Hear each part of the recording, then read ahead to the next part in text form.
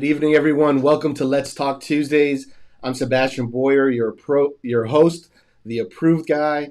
And on tonight's episode, we are going to be discussing my business, my purpose, but what about my job?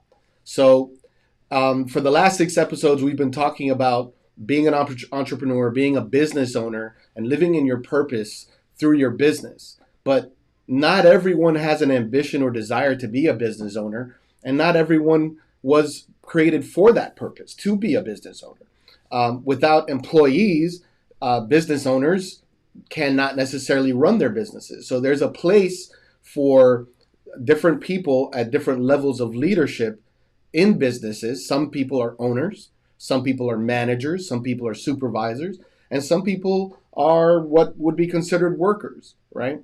And that's okay.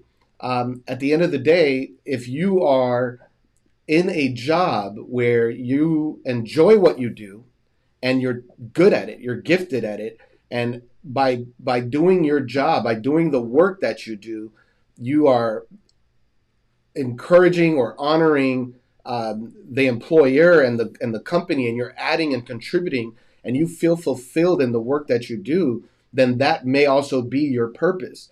So the next thing is, in your work and in your job, are you able to profess and to give glory to God, right? Now, depending on your job, maybe they have limitations and restrictions on what people are allowed to talk about. But as we've talked about in the past, giving glory to God is not necessarily what you say, but it's what you do. It's how you live your life, right? It's how you treat other people. And eventually people will ask, like, why are you so different? Why are you so kind? And or why do you have so much patience? How do you deal with that? Like, when everyone's stressed out and freaking out, how are you so calm and able to remain so peaceful? What is it about you that's different? And there's the open door for you to share the gospel when that opportunity presents itself. So whether you're a business owner, you're an entrepreneur, or you're an employee working in a job, what it boils down to is being a good steward. That's what it boils down to. Are you a good steward of the resources that God has given you, right? What you have to work with, how are you handling that? How are you caring for that? Too many of us want more, but we are not willing to take care of what we have. So if God has put you in a position, in a job, and you don't care for it, you're late, you barely do what's required of you, just so you just kind of skirt by to get a paycheck, you're really not honoring God then. You're not being a good steward, because you have a gift that's been given to you by God with an opportunity to earn money and to show other people who you are, that you're a reflection of His light and truth, but yet because it's not necessarily your end goal or the end result of what you truly want to do in life, you treat it with disdain and contempt. And as a result, it's not blessing you, you're not happy, and you're not performing at the highest level that you can. And so I could speak for myself. When I was younger, my first few jobs, I hated them. I hated going to work. I got there just on time if I wasn't late. I tried to get out as soon as my shift was over. I was out the door. I did as little bit as I could to get through the shift and get through the job, because I didn't understand the principle of being a good steward. There's two stories that I wanna share with you guys, and then we're gonna read some scripture, and then we're gonna really get into a bigger story, which is gonna really, I guess, really put the capstone on this topic for today. So one story is about a girl that was rescued from sex trafficking when she was a young child, through an organization that I've been blessed to learn about and donate my money to help with child and just sex trafficking, to rescue people out of that. Well, this young girl, when she was rescued, she was then placed into a home. She was rehabilitated, and she grew up and went about and had a good life. The people from the community or from the organization that rescued her, they heard, they had tabs on her. They knew that she was doing well. But she actually ended up becoming super successful, and becoming like the overseer or the manager over 1,000 people in a huge tech company. Um, and she became a multimillionaire. And once she had reached the pinnacle of success in her career and her business, she she gave it all up, and she showed up at the nonprofit that does the rescuing, and basically said, "I'm ready to do what God created me to do, which is to rescue children out of sex trafficking," right? But she spent a good 15 to 20 years of her life going through a process of becoming as educated as she could be, learning everything that she could learn through a job, so that she would have the experience, the network, the finances, and the ability to have a real impact when she was in what her purpose ultimately was, which is to rescue children from sex trafficking. Now, on the other hand, we have a story of a young man who wants to be a professional, and I'm kind of changing these stories a little bit because I don't want to, shine light on anybody if anyone knows who these people are. So, anyways, let's say he wanted to be a doctor or an attorney, and he got a scholarship to go to college, and the scholarship was one where it was 50% um, scholarship, but the only requirement, and he would be able to get 100% scholarship, was that he had to get straight A's to be able to get 100%. So all he had to do is attend college, and he'll get 50%. And if he got straight A's, then they would uh, give him the rest of the scholarship and fund all of his tuition. And this was at a top level school for what he wanted to study and wanted the career that he was looking to participate in. Now, in the meantime, he started going to church, and he got saved, and he got really excited about Jesus. He got really excited about the Bible. And he started spending all of his time just reading the Bible and praising God and going to church functions. And he started skipping his classes. And eventually, he decided he wanted to drop out of school, and he wanted to just go do mission work. Now, I don't know if that is something that God truly spoke to him and told him to do, or if it's something that he emotionally wanted to do because he enjoyed the time and enjoyed um, the activities of studying and being involved in the church. But I truly believe that when God gives you a gift, it's not something to be squandered. And he was given a gift to receive an education, and there may be a bigger picture in his destiny that he might just be throwing away out of his emotional desire to enjoy even the faith, even his faith, right? So the thing about it is that if you're only going based off of emotion, you can make big mistakes. And sometimes we have to go through what we don't want to go through so that we can achieve what we were created to achieve. And that means sometimes we have to go through school. That means sometimes we have to have a job that is a bridge to the next level. And in that time of education, of learning experience, if we are good stewards of those gifts that have been given to us, then we will excel in life. We will excel, and doors will open, and we will receive favor amongst men, as well as primarily the favor comes from God. But that means that we're being a good steward. And as a result, we become a testimony of God's goodness. Food for thought.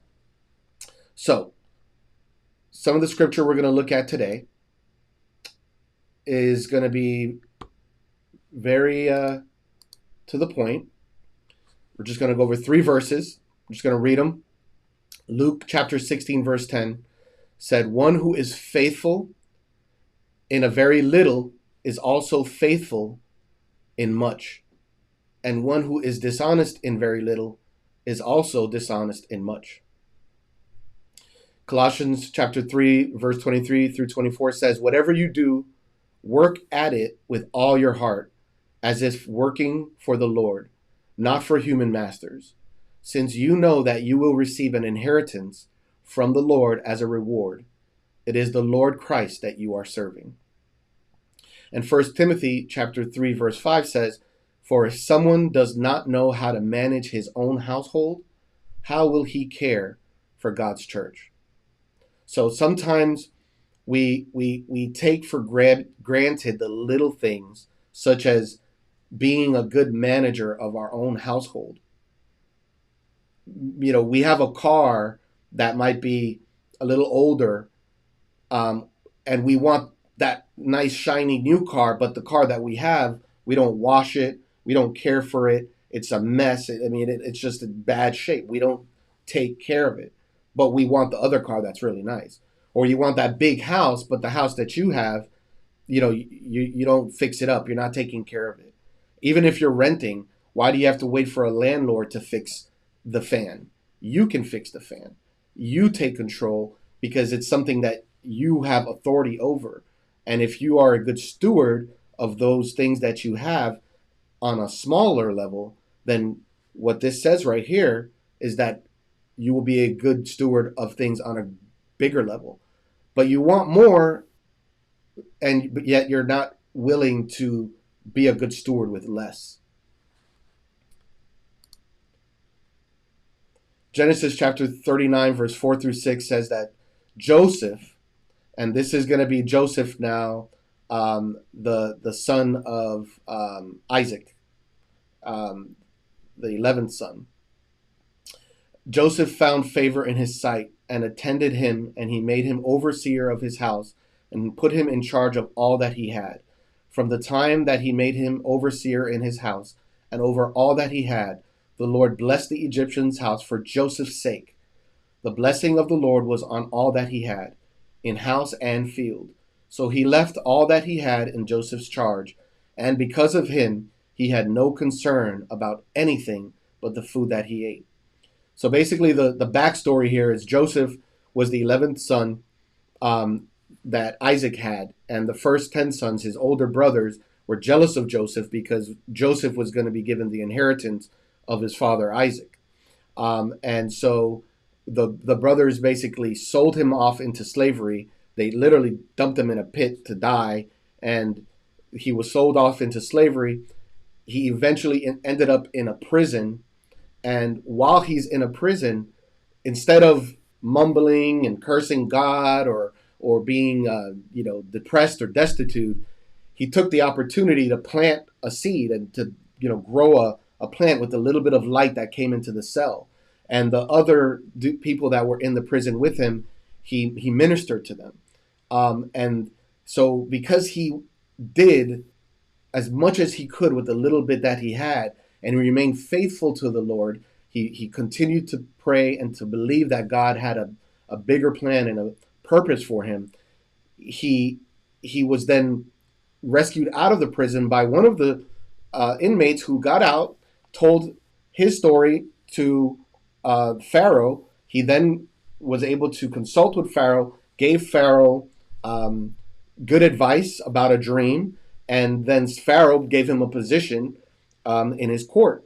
That eventually, what we read right here, is that he gained favor in the sight of this. This is talking about Pharaoh.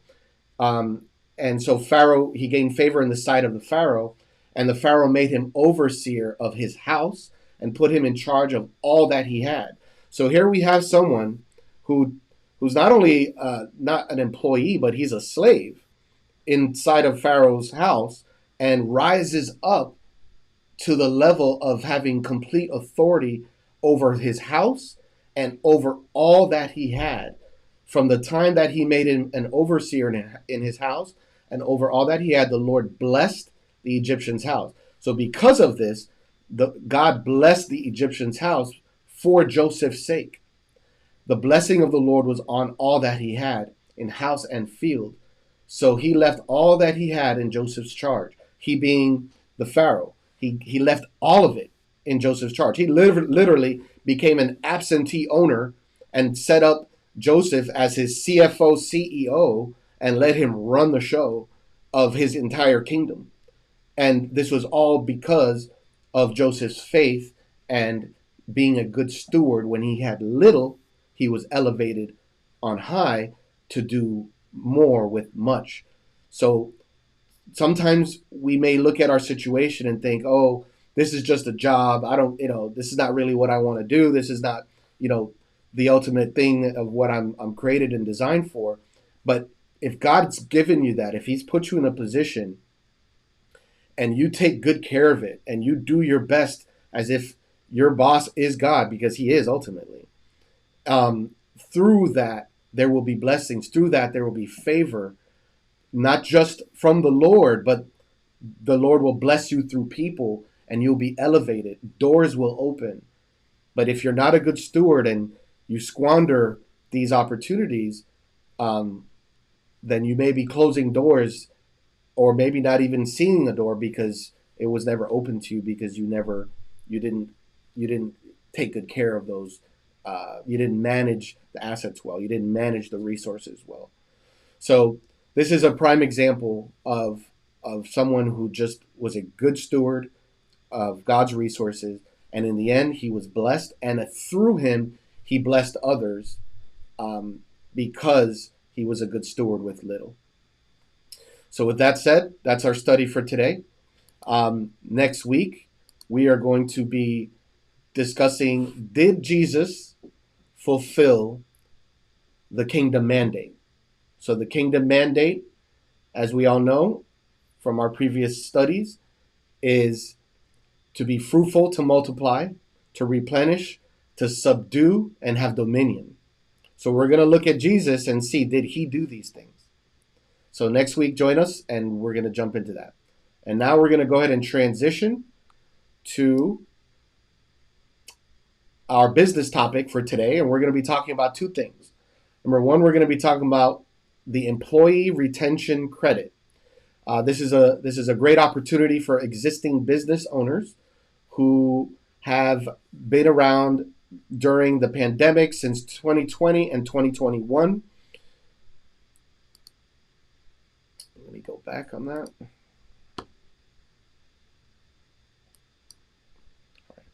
So if you're an existing business owner and you were around during the pandemic, the employee retention credit is a payroll tax credit that allows businesses to receive a cash refund from the IRS up to $26,000 per employee retained in 2020 and 2021.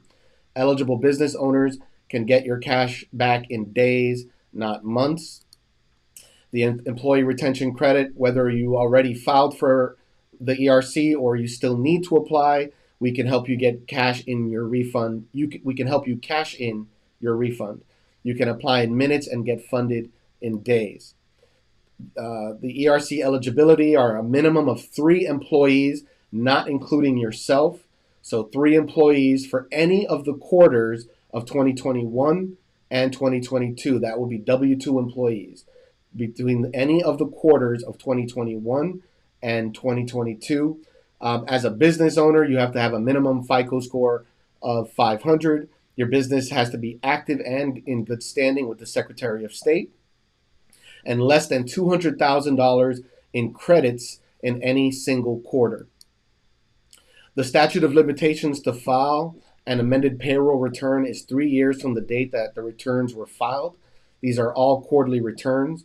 So the first ones that could have been filed to claim the ERC were July 31st, 2020. The ability to claim the first quarter of the ERC disappears after July 31st, 2023. So on October 31st, 2024, the window to qualify for the last quarter of the ERC, which is quarter 3 of 2021, will expire. So bottom line, if you haven't done this, take advantage of it now before it's too late to get as much of a refund. And this is not a loan. This is not something you pay back. This is a credit. And so I've partnered up with Newity, and if in the link in the description below, you'll see a link to submit a request to receive an introduction to Newity to begin your ERC application. All right, we're also going to be talking about the SBA loan. There's an SBA loan with a lender that I've partnered up with. Sorry, guys. There I am. So I have an SBA loan that I've partnered up with with Newity. Again, Newity has 3 levels to this SBA loan. So let's take a closer look at it. It's for working capital. It could also be used for debt refinance.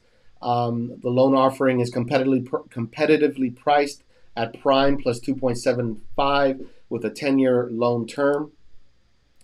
So up to $25,000. The FICO score requirement is 650. That's your personal FICO score. They also require that you have a 155 SBSS score. The SBSS score is the Small Business Scoring Service, which is used by the SBA. The Small Business Financial Exchange gathers data from your personal credit, as well as the business credit bureaus, which would be Experian, Equifax, and Dun & Bradstreet Business Credit, to formulate the SBSS score. When you submit your request, I'll provide you with a link where you can verify both your FICO, personal FICO score, and your SBSS score to make sure you're going to qualify. But the threshold is pretty low here, 650 personal credit and 155 on the SBSS score. Years in business vary based on your personal credit score. So for if your score is 650 or higher FICO, they require 3 years in business. If it's 670 or higher, 2 years in business, 700 or higher, 1 year in business. So I have several clients now that are only 1 year in business that are applying and getting approved for up to $25,000, and this is a pretty fast track loan option.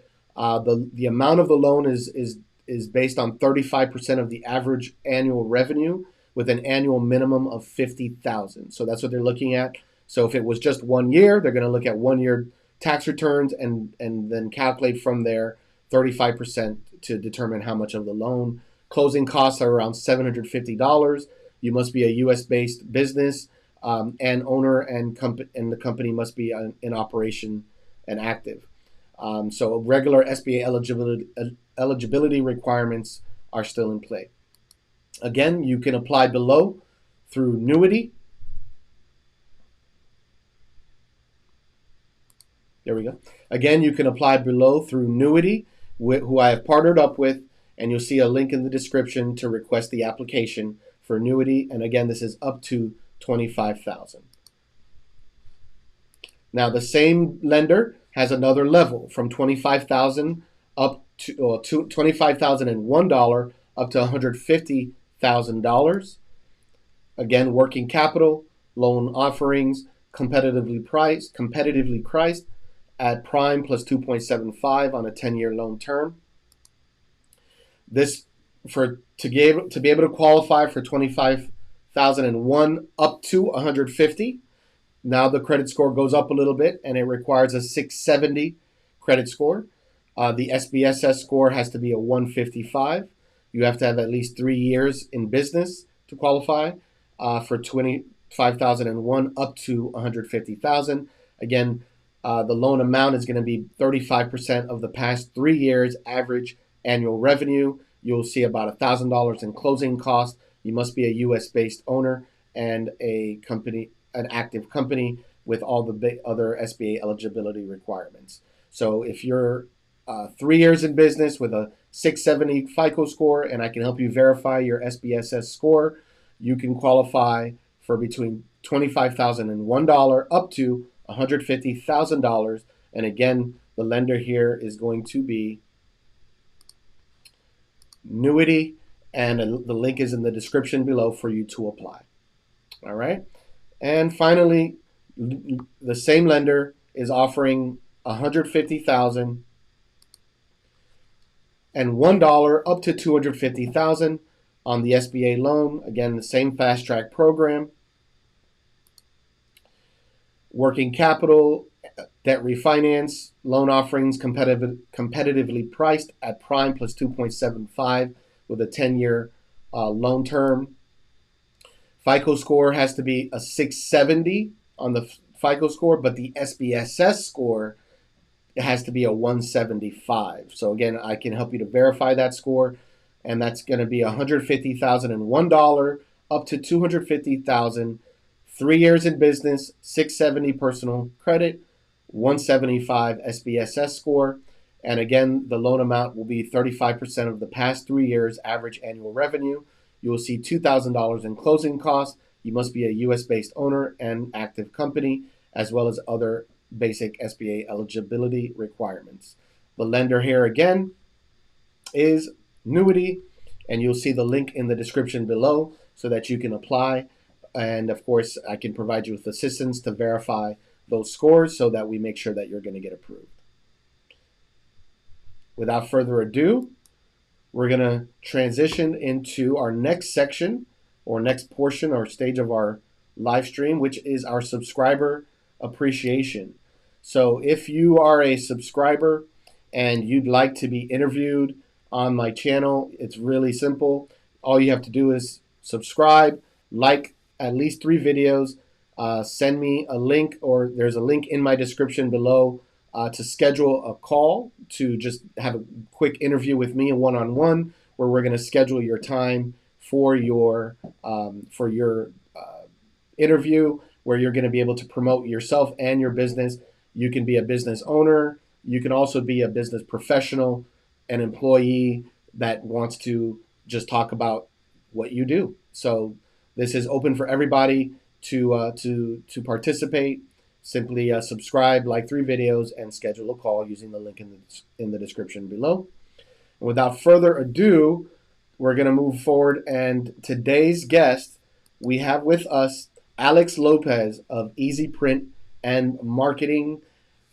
Alex is someone that I have used his services, and I've known Alex for a long time. So let's go ahead and bring Alex on.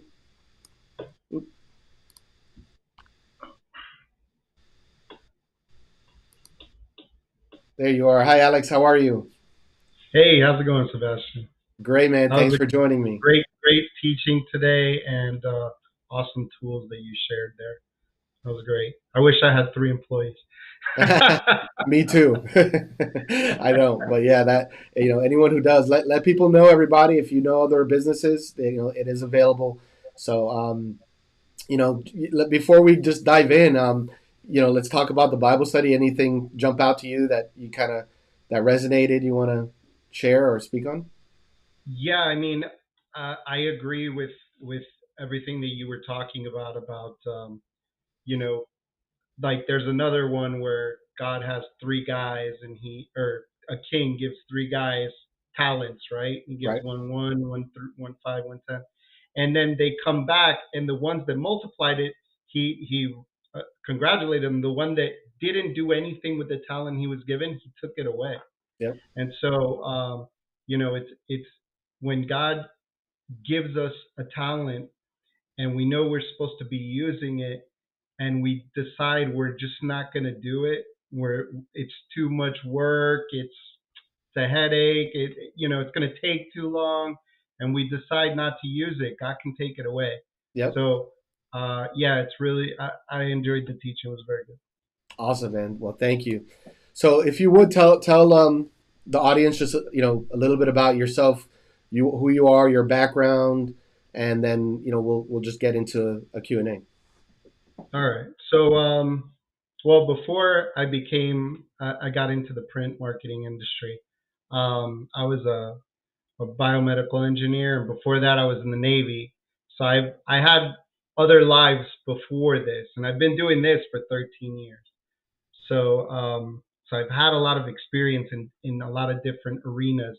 But one of the things that you said about the employee, some people are made to be employees, some people are made to be owners.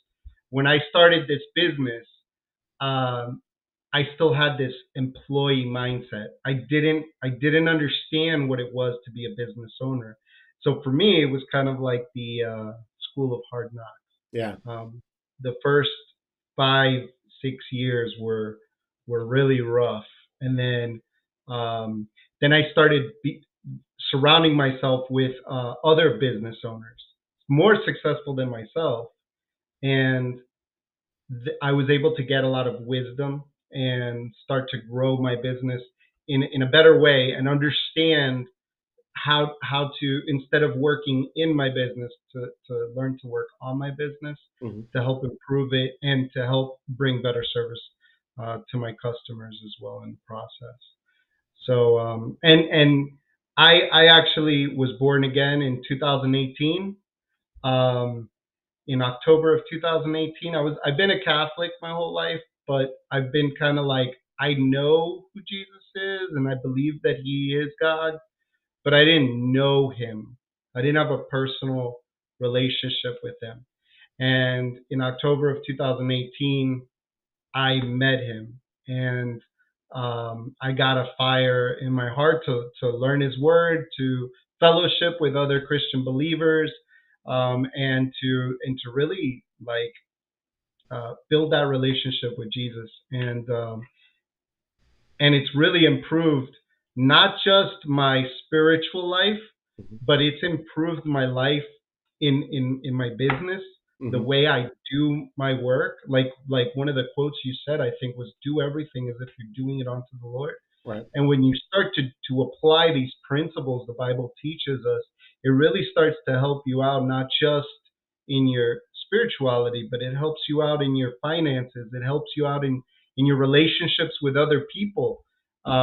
I mended bridges with people. Like I didn't realize how much resentment I had towards my father, and I ended up mending that. So it's been a great journey up till now. That's amazing, man. That's really awesome. So, let's go back a little further. So you said you were in the military, right? So first, Yeah. thank you for your service, um, and um, and then then what did you do after that? Bio, what was that? So when I left the Navy, I got a job at Cordis Endovascular. They Okay. make stents and stent delivery systems. So Ah, stents are something they put inside your arteries. right, It's right. kind of like a alternative, like a non-invasive surgical procedure. Hmm. Instead of them cutting your chest open and cleaning out your arteries, Hmm. it's a lot more effective and safer.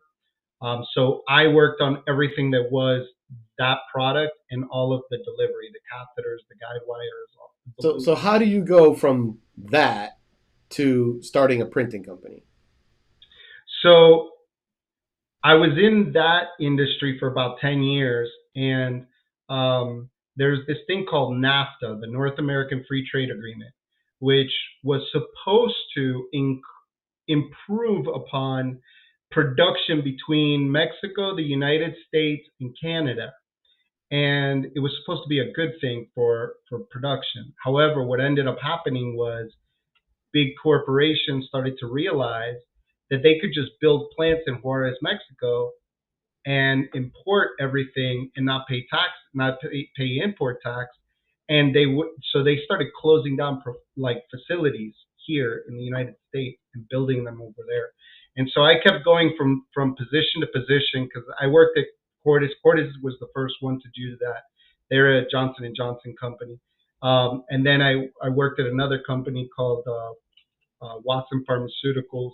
They were doing the same thing, and so it was just having to jump around. And so I wanted some security, but also that industry is very stressful because if you miss a calibration, they could recall millions of dollars of product, and it's on you. You could get in a lot of trouble for that. Or if you didn't calibrate a sterilization equipment in the hospital, somebody could get operated on with a tool that is infected with someone else's blood or something, and then you could cause somebody to die. So it's very, very stressful. And so I visited a buddy of mine that started Bizcard Express in Daytona Beach, and he would go to work in flip flops, and he like was going to all these events, and he like had all these friends and like all these people that were coming into his shop, and it was just such a casual thing. And I was like, oh man, what happens when you mess up? And he goes, we just reprint it. It's not the end. Nobody's gonna die. And I was like, that sounds so awesome. How do I get that? Yeah. And he was successful at it. So he actually helped me open up Oh, your sound cut out. He helped me open up my first location on Commercial and University down here in Lauderdale. That's So awesome. I was open there for about 6.5 years. So I can't remember if it was last episode or the episode before, but we went through some of what King Solomon actually did. And the first thing he did was he was mentored. You know, his father, King David, mentored him, and that's one of the first things that a business owner should do is find a mentor, and that's exactly what you did, right? So you received that mentorship, and that helped you to probably, you know, fast track the process where you didn't make a lot of mistakes that you would have made if you didn't have that mentor. You would have just been like trying to figure things out, and went through a lot more trial and error. Would you say? Yeah, it's definitely a blessing to have a group of people around you that have already been through it and to learn from them. Because had I found those people earlier, it would have definitely I would have definitely gotten myself over that hump quicker. Right. But hey, everything happens for a reason. I'm thankful for having to go through those struggles, because it made me a stronger business owner. So Yeah. Yeah. Cool. So tell me a little bit about the work that the print work that you do. Like, do you service nationwide? Are you local? Like, who's your ideal client? generally, I have two parts of my business. I have uh, my business product side of my business, and this is like we take a company and we print their business cards, we do their flyers, we make their brochures, we do their mailers, their marketing products when they go to like a show or something like that, right? So we have that part, our promotional products for them, and then we have our events part of the business. The events part of the business is like concerts, festivals, 5Ks, corporate events, things of that nature. So uh, for me, it's pretty much an even split Mhm. between those two, between events and you can imagine COVID destroyed my whole events thing. Wow. Yeah. But events and business, and right now we focus on medium to large, Hmm. because back when I had the retail location, it was about volume. Hmm. Now it's about building a relationship with my clients to understand what their needs are, who their clients, what type of clients they're trying to attract, and Hmm. then figuring out the best products to help them accomplish that. Awesome. So, do you have like a design person on staff if a client needs help with, putting together artwork and putting together a brand and concept?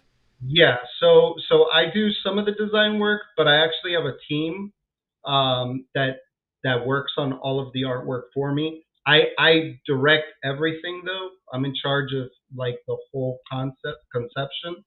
But as far as design, yeah, because I mean I do a lot of the design myself, but sometimes when it's busy, I have to repart it, and I no longer have employees. Here's another thing: I work out of my house. Hmm. So I actually converted two rooms in my house, my garage, and part of my living room, into like everything that used to be in the retail location. And so I do everything out of my house. And I used to have 7 employees, and now it's just me and subcontractors. So I only hire people when I absolutely need them. In most of the situations, I can handle the work on my own. Uh, so yeah, that's basically how I run things now. What it allows me to do is, because I have a smaller group, like a smaller client base, Hmm. it allows me to be able to go to them. A lot of times people think like, oh, I got to go make a trip to the print shop and I got to wait in line or whatever. I go to the location of the business and I sit down with the business owner. I talk about what they need. I take notes. If they need signage in the storefront, if they have a brick and mortar, whatever the case may be, and and I really try to understand what it is that they need, and then I design the tools effectively so that they can get a return on their investment. But that's something that's definitely different than any other print shop that I know of, is that I'm like almost like boutique services. You know, That's great. I go to the client and figure out everything that they need and within their budget as well. Awesome. So do you have any story that you could tell us where you were, challenged with a client and you had to lean in on God and your faith to help you to, you know, deliver your product and service? I'm putting you on the spot. So okay, well, I had I had a realtor, and she was telling me she wanted to do an EDDM in her every door direct mail in her neighborhood, telling everybody, all of her neighbors, like, hey, I'm your neighbor, I'm a realtor, use me. And so I created it just like she wanted, right? Business, photograph, and all of this stuff. And then she sent it out, and she called me, and she didn't get any phone calls. So she called me, and she was very upset, and she was kind of speaking to me in a manner that, you know, had I not had a professional demeanor, I might have responded in a different way. But I was able to, one of the things that I've learned is I need to have a lot of empathy towards my clients, especially the ones that are upset. I need to sympathize with them. And so I was like, hey, look, I'm really sorry that this isn't working out. And then I was like, let me ask you some more questions. And and that patience has only come because of my faith. I was a very short had a short temper and a trigger before I came to faith. But after I've spent time with God and been in fellowship and allowed the Spirit to really transform my life, I realized that if we are Spirit led, we are always going to do the right thing. Whenever we start to feel angry, it's important to pray, because the Lord says that we can get angry but don't sin. But right, don't let the sun go down on your anger. So like we need to get in tune with the Holy Spirit. So I, like, after she hung up on me, because she hung up on me, I prayed, and then I called her back, and I was like so sympathetic to her. I think she almost felt bad for yelling at me. And then I started asking her questions, and it turns out she thought that everybody in her neighborhood knew her, but that wasn't the case. After I kept asking her, well, why do your neighbors know you? She's like, they wave to me every day, they know me. And then I'm like, well, what are you doing when you're waving to them? She's like, oh, I'm walking my dogs. And then I'm like, what kind of dogs do you have? And she has these like really long haired, like, I don't know if they're golden retrievers or what, but they're two beautiful dogs. And then I'm like, well, what are you wearing when you're walking them? She's like, oh, I'm in a t-shirt and I got my hair up in a bun or whatever. And I said, you know, I don't want to like insult you or anything, but maybe they're waving to you because they love your dogs. Put your dogs on the EDDM, and let's see what happens. Because I tell all my clients, if you do a marketing campaign, do at least three. Because the first time people throw it away, second time they look at it, say, oh, I've seen this again, they throw it away. And then the third time they're like, okay, I've seen this, what is it about? And she did the second mailer with Hmm. a picture of her walking her dogs, Right. and she had like 10 people call her the day that they showed up in the mailboxes Amazing. saying, oh, I didn't know you were a realtor. And, Yeah, yeah. even people that didn't need realty services were calling her just to say, like, they love her dogs and stuff, like what kind of dog. So it's amazing how sometimes if you're just a little patient, Hmm. and now she's a client. Like I print for her all the time, and she's never had an attitude with me ever again. Right, And right. it's because, sometimes if we just have that little patience and take the time to wait and let the Lord do his work in us, he will work it out and he'll make it okay. I So love it, man. yeah. That's a beautiful testimony, man. Really good. He gave you creativity, imaginative inspiration to find a solution for her, and well done to you, and praise and glory to God for that. That was awesome, dude. Yeah, man. Awesome. Cool, man. So we're gonna wrap up our interview now, and I'm gonna go ahead and put back on the slide of you and your business. We're gonna do a five All right. second countdown, and I'm gonna give you 60 seconds to just create your own little commercial, right? So I'm gonna Okay. give you. You're gonna be solo view. So first, let me go back here. Before we do that, though, because this segment is gonna have its own cut. So just tell everybody how they can find you, how can they reach you, and just kind of promo your business real quick before we do the final promo. Okay. Well, I'm located in Weston, but I serve all of Broward County and Dade and pretty much the entire United States. I can drop ship everything for flat rates. You can contact me by calling me 954-835-5735. You can email me at alex@easyprintmkt.com, or you can just search my website, which is E as in Edward, Z as in zebra, printmkt.com. Perfect. All right. So go back here. Nope, not that one. It's this one. All right. So in 5, 4. Hello, my name is Alex with Easy Print and Marketing. Um, we handle all types of print marketing, whether it's business cards, flyers, banners, signs, or over 650,000 promotional products. But what sets us apart from the other print shops is that we sit down with our clients, find out what their needs are, who their target clientele is, pick the right products, and then design them effectively to get them a return on their investment. So if you know anybody that needs to refresh their marketing and get more business, please have them give me a call at 954-835-5735. Remember, print marketing is difficult. We just make it look easy. Awesome, man. So we're going to wrap up today's segment. Thank you all for joining. Make sure you join us next week, same time, same place. We're going to be going over did Jesus actually follow or fulfill God's kingdom mandate? So I'm excited to have that conversation next week. Looking forward to seeing you guys.